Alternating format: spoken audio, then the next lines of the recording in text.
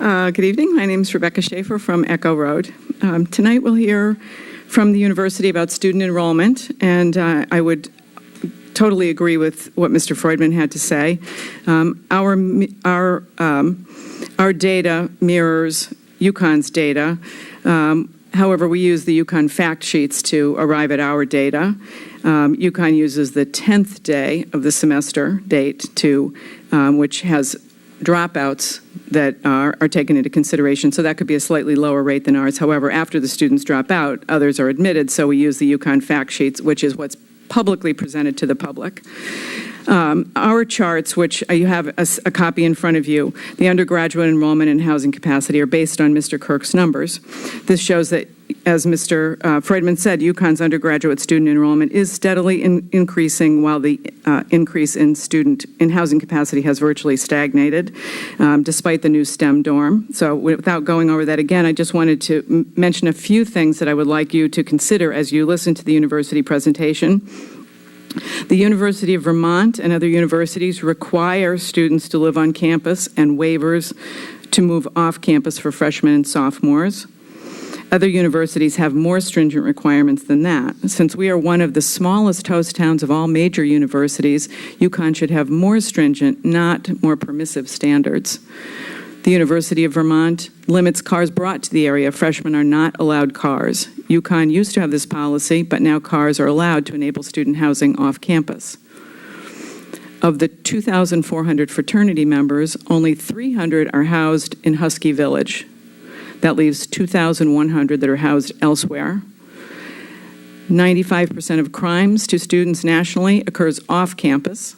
Under the Clery Act, off-campus student crime is not counted in the university crime statistics. So as long as student housing is off-campus and not owned or controlled by the university, crime committed there is not counted in the Clery report. This is a very convenient benefit of having more students off-campus than on campus. This is not about naughty students. This is about a constant turnover and a transient population in our neighborhoods that causes basically the loss of our neighborhoods. One rental in a neighborhood can and does destabilize the neighborhood.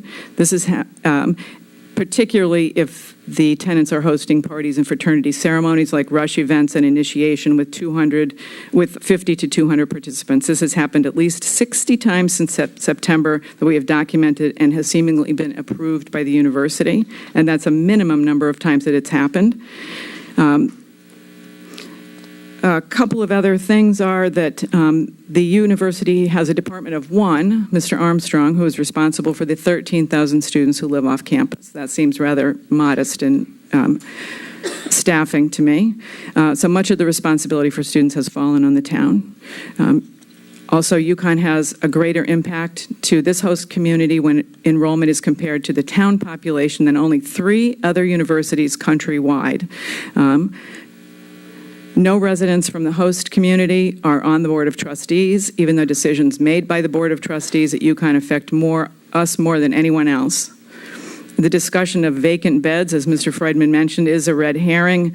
There may be 500 empty beds. That's 250 empty rooms. And if there are 3 or 4 in a room, that's about 100 extra rooms. So that's a very small number, actually. If we have 100 housing facilities, that's maybe 1 room in every housing facility that might be vacant for a while. But listen carefully during the presentation, because when UConn representatives talk about on-campus housing, they will say eligible students may participate in the on-campus housing program. Who is eligible? That is what we need to pay attention to. Part-time students, fifth-year students, graduate students, transfer students maybe. Students who have left campus are not eligible to move back. So is housing guaranteed for every student? Absolutely not. The rental conversion rate seems to have accelerated over the last few months. In April, we had 14 rental conversions, 9 single-family homes and 5 condos. In May, we had 9 conversions. That's 8 single-family homes and 1 condo. We, however, at Mansfield Neighborhood Preservation Group, seem to be the only ones that are measuring the rate of conversions. This has increased from instead of 1 per week to about 2 per week in recent months. We have a map in your material. You can add about 50 more red splotches to that because every one of those parcels is a rental, not necessarily a single-family house. We have heard UConn say that UConn is in the education business, not the housing business. That is preposterous. I can't even believe that they would say such a thing. UConn is in the university Ms. Schaefer, your business. time has expired. We Okay, do have thank you. your hand out, Yes, thank you. and we were following along.